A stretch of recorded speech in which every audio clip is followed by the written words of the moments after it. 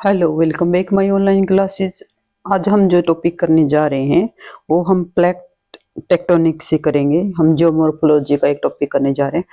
तो जो HPSC college cadre की जो है एग्जाम डेट वो रिलीज हो गई है, तो उसी सीरीज में हम चलेंगे। तो आज हम देखते हैं कि उसी को सिलेबस हम कवर करें। कुछ थ्योरियां और कुछ टॉपिक हमने किए थे, बट जो हमने एनसीईआरटी की सीरीज की थी उनमें भी क्या है, ज्योग्राफी का ही कंटेंट हमने कवर किया था। तो अगर आप हमारे चैनल पे नए हैं तो लाइक शेयर और सब्सक्राइब कीजिए, और अगर आपको कंटेंट पसंद आया है तो क्या है, कमेंट करना ना भूलिए कि कैसा लगा आपको। ठीक है, तो देखो कि ये है हमारा जो प्लेट है। वो क्या होता है कि जो हमारे भूखंड या फिर जो हमारे कॉन्टिनेंट है, हमारी पूरी पृथ्वी है, उसके ऊपर या कोई स्थल भाग है या कोई जल भाग है, तो वो एक भूखंड या फिर जो वाटर बॉडी है उसको हम एक हिस्से को क्या है, हम प्लेट का नाम देते हैं। तो उसके सीरीज में हम पढ़ेंगे कि हमारे यहाँ कितनी प्लेट है, उनको हम बाद में करेंगे। पहले हम प्लेटों को समझने की ये शब्द कैसे आया और कैसे कैसे ये बना, तो उनको हम समझने की कोशिश करते हैं। तो सबसे पहले जो प्लेट शब्द है वो किसने दिया, प्लेट शब्द वो टू जो विल्सन ने दिया। ठीक है, वो कब दिया, 1965 में। जो प्लेट टेक्टोनिक पूरा वर्ड है वो मॉर्गन ने दिया। और उसके बाद में जो हॉटस्पॉट है, हॉटस्पॉट जो होते हैं, जो प्लेटों के बाउंड्री होते हैं उनके किनारों के ऊपर ज्वालामुखी निकलते हैं, जैसे हमारे पैसिफिक ओशियन के चारों तरफ क्या है, रिंग ऑफ फायर के नाम से जाने जाते हैं, तो हॉटस्पॉट है वहां पे।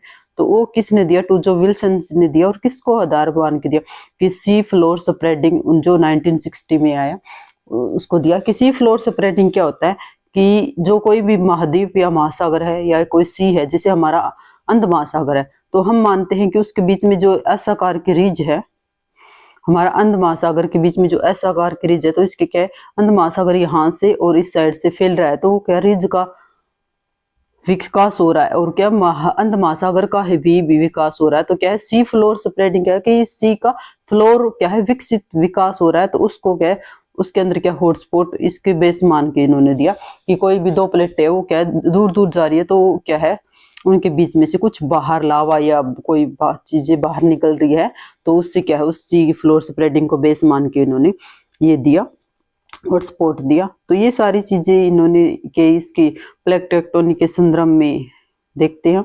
इसके बाद में हम देखेंगे प्लेट के टाइप। ठीक, कौन कौन सी टाइप की प्लेट होती है, तो इसको हम देखते हैं कि ये टाइप हमारे प्लेट के कॉन्टिनेंटल प्लेट और दूसरी हमारी होती है ओशियनिक प्लेट। कॉन्टिनेंटल प्लेट कौन कौन सी है हमारी, जैसे नॉर्थ अमेरिका, साउथ अमेरिका, ये कॉन्टिनेंटल प्लस ओशियनिक प्लेट है, क्योंकि इसमें क्या है, हमारी प्लेट के अंदर आसपास जो हमारा अंध महासागर का एरिया है वो लिया जाता है। और जैसे यूरोसिया वाली होगी, और जो हमारी आगे नीचे जो है अफ्रीका होगी, और नीचे हमारी साइड में पड़ती है ऑस्ट्रेलिया वाली। तो ये हमारी है ऑस्ट्रेलिया, इंडो ऑस्ट्रेलिया हमारी इकट्ठी प्लेट हो जाएगी इसके बाद में। तो ये हमारी जो हमारी प्लेटें हैं वो है। इसके बाद में हम देखते हैं कॉन्टिनेंटल प्लेट के बारे में, कि कॉन्टिनेंटल प्लेट किससे बनी है, सिलिका और एल्यूमिनियम से बनी है। और इसकी मोटाई क्या 50 से 60 किलोमीटर होती है। और इसका जो गहराई है, ठीक है, वो क्या 2.7 है इसका घनत्व है, डेंसिटी सॉरी। तो इसका जो घनत्व है वो क्या है, वो क्या है 50 से 2.7 है। ठीक है, इसके बाद में हम देखते हैं ओशियनिक प्लेट। ओशियनिक जो देखो, ये सिलिका और एल्यूमिनियम से बनी है। और बल्कि जो ओशियनिक प्लेट है उससे क्या है, जो हमारी कॉन्टिनेंटल प्लेट है वो हल्की होती है, इसलिए जो कहते हैं जो सियाल है वो सीमा के ऊपर तैर रहे हैं। ठीक है, ये कहा जाता है। तो इसलिए ये क्या जाता है, क्योंकि इसका घनत्व हम देखते हैं कि क्या है, सूर्य घनत्व। तो इसके घनत्व क्या है 3.0 है। और जो कॉन्टिनेंट प्लेट देखो, इसका घनत्व हमारा 2.7 है, तो इसके मुकाबले ये हल्की हो गई हमारी प्लेट। तो इसलिए क्या है, जो कॉन्टिनेंट है वो क्या है, ओशियन वाटर बॉडी के ऊपर हमें ऊपर तैरते हुए दिखाई देती है। कि इसलिए क्या है, जो हमारा कॉन्टिनेंट है या अर्थ पार्ट है उसके नीचे हमारे वाटर पाया जाता है। इसके बाद में हम देखते हैं ओशियनिक प्लेट। ओशियनिक प्लेट की जो मोटाई होती है वो 5 से 10 किलोमीटर होती है। और इसकी जो घनत्व होता है वो क्या है 3.0 या 3 बोलते हैं इसको, ये होता है। इसकी औसत मोटाई क्या है, 33 किलोमीटर है। इसके बाद में हम देखें कि इसकी क्या है, किनारे किस किस टाइप के होते हैं, कि जो हमारी प्लेटें हैं उनके किनारे, तो मेनली हम देखते हैं कि कितने प्रकार के किनारे हो सकते हैं। या तो कोई ये प्लेट है, या तो पास पास दूर दूर जाएगी, या पास पास आएगी, और या अगल बगल सरकेगी। ठीक है, तीन ही चीजें हो सकती है इसमें। तो इनके हम देखें कि एक आपको डायग्राम दिखाती हूँ, ये देखो। ठीक है, या ये चीजें क्या दूर दूर जा रही है, या क्या ये इसके नीचे आ रही है क्योंकि ये पास पास जा रही है, और या क्या अगल बगल सरकेगी। तो देखो प्लेट बाउंड्रीज कौन कौन सी होती हैं, ये देखो। Divergent plate boundary, convergent plate boundary, और क्या है तीसरी हमारी क्या है, ट्रांसफॉर्म। ठीक है, इसको क्या है, डाइवर्जेंट, कन्वर्जेंट और ट्रांसफॉर्म। ठीक है, अभी सारी, ठीक है, अपसारी, और क्या है, रूपांतर बोलते हैं इसको, ये सारी चीजें। तो ये अलग अलग किनारे हो सकते हैं। एक और डायग्राम है, इसमें भी आप देख सकते हो, थोड़ा सा आपको समझ में आता। तो ये डाइवर्जेंट प्लेट बाउंड्री क्योंकि इनमें दो प्लेटें दूर दूर जा रही है। दूसरी है ये कन्वर्जेंट प्लेट बाउंड्री, इनमें दो चीजें क्या पास पास आ रही है। तो ये आजाद महाद्वीपों के किनारे जो माउंटेन बने हैं वो क्या इसी का उदाहरण है। ठीक है, इसके बाद में जो है ट्रांसफॉर्म। ठीक है, इसको कन्वर्ट जो है रूपांतर बोलते हैं, प्लेट बाउंड्री हिंदी में। तो ये क्या है, रूपांतर ब्रश। ठीक है, ये सारी चीजें आप देख लो। आगे हम इनको थोड़ा सा ब्रीफ करते हैं। देखो किनारे, ये देखो डिस्ट्रक्टिव, डाइवर्जेंट। ठीक है, दोनों नाम ले सकते हैं। तो ये क्या रचनात्मक किनारे होते हैं कि जब दो चीजें क्या है, दो प्लेटें क्या है दूर दूर जाएगी आपस से, तो क्या है यहाँ कोई भी चीज की रचना होगी, यहाँ से लावा, मेग्मा, या फिर कुछ कोई भी ज्वालामुखी, कैसी भी चीजें बाहर निकलेगी, तो क्या है कोई चीज का निर्माण होगा। तो इसलिए इसको डाइवर्जेंट किनारों को कंस्ट्रक्टिव या रचनात्मक किनारे बोलते हैं। जैसे हमारी मिड अटलांटिक रिज और क्या है रेड सी आएगा, सी रिफ्ट होती है। ठीक है, तो दूसरा हम देख सकते हैं ट्रांसफॉर्म बाउंड्री या फिर है कंस्ट्रक्टिव बाउंड्री। ठीक है, इसमें क्या होता है, सॉरी, कंस्ट्रक्टिव तो ये हो गया हमारा ऊपर वाला। तो ये कन्वर्जेंट आएगा यहाँ। ये क्या है, ट्रांसफॉर्म बाउंड्री, या फिर क्या है, सॉरी इसको हटा देते। क्या ये हमारा ट्रांसफॉर्म होती है जो क्या पास पास जो चीजें रखती हैं, कंजर्वेटिव आएगा यहाँ। ठीक है, तो ये क्या होती है, जो चीजें क्या सैन एंड्रियाज बरस और क्या अरेबियन सी है, वहां के स्कॉटिश प्लेट। ठीक है, अरेबियन सी और क्या है स्कॉटिश प्लेट, ये हमारी क्या जो सैन एंड्रियाज बरस है, वो आपको क्या हर पेपर में देखने को मिला होगा।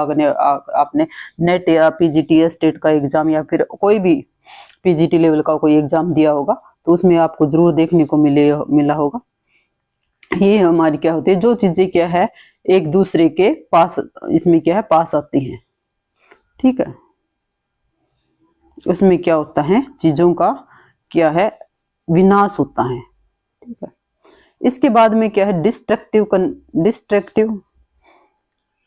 Plate boundary. ठीक है, डिस्ट्रक्टिव ये क्या होता है, जहां पर चीजों का विनाश होता है, और जो चीजें क्या है पास पास आती है उसको क्या बोलते हैं, चीजें जो भी माउंटेन, जो भी हमारे है कॉन्टिनेंट के किनारे बनने वाले माउंटेन बहुत सारे हैं। ठीक है, जैसे रॉकीज एंड डीज, ये हमारे माउंटेन है। तो ये क्या है कन्वर्जेंट प्लेट बाउंड्री का उदाहरण है। ठीक है, सभी महाद्वीपों। तो ये हमारा क्या होगा कंस्ट्रक्टिव या क्या डाइवर्जेंट, ये हो गया हमारा ट्रांसफॉर्मर या कंजर्वेटिव, या डिस्ट्रक्टिव या क्या है कन्वर्जेंट। तो ये हमारी ये होगी प्लेटों के किनारे, कि इसमें डिस्ट्रक्टिव की चीजों का विनाश होता है।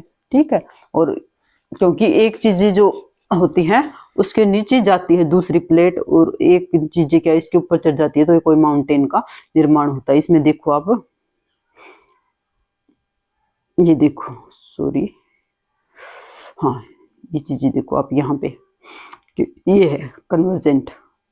ठीक है, कन्वर्जेंट किनारा ये है। तो इसमें क्या है, ये एक चीजें ऊपर जा रही है, यहाँ पर्वत का निर्माण हो रहा है, क्योंकि ये चीजें ये दबाव डाल रही है और ये चीजें ऊपर उठ रही है, और ये नीचे, इस जो नीचे ये प्लेट जाकर या मेल्ट हो जाती है, इसको सबडक्शन बोलते हैं हम। ठीक है, इस चीज को भी आप ध्यान रखना थोड़ा सा। इसके बाद में हम देखते हैं जो डिस्ट्रक्टिव कन्वर्जेंट जो हमारी बाउंड्री, तो वो क्या होती है हमारी डिस्ट्रक्टिव। उसमें क्या है, जो हमारे ये सेकंड वाला जिसमें क्या है हमारे पर्वतों का निर्माण होता है, वो वाली। और थर्ड हमारी है ट्रांसफॉर्म। ट्रांसफॉर्म क्या होती है, ये हमारे किनारे क्या है नीचे क्या है आगे अगल बगल सरक जाते हैं, तो ये हमारा होता है। ठीक है, जिसमें क्या है जो चीजें क्या है अगल बगल चीजें सरक जाती हैं, उसको क्या बोलते हैं, किनारा बोलते हैं। इसके बाद में हम देखते हैं प्लेटों के बारे में कुछ और कॉन्सेप्ट है।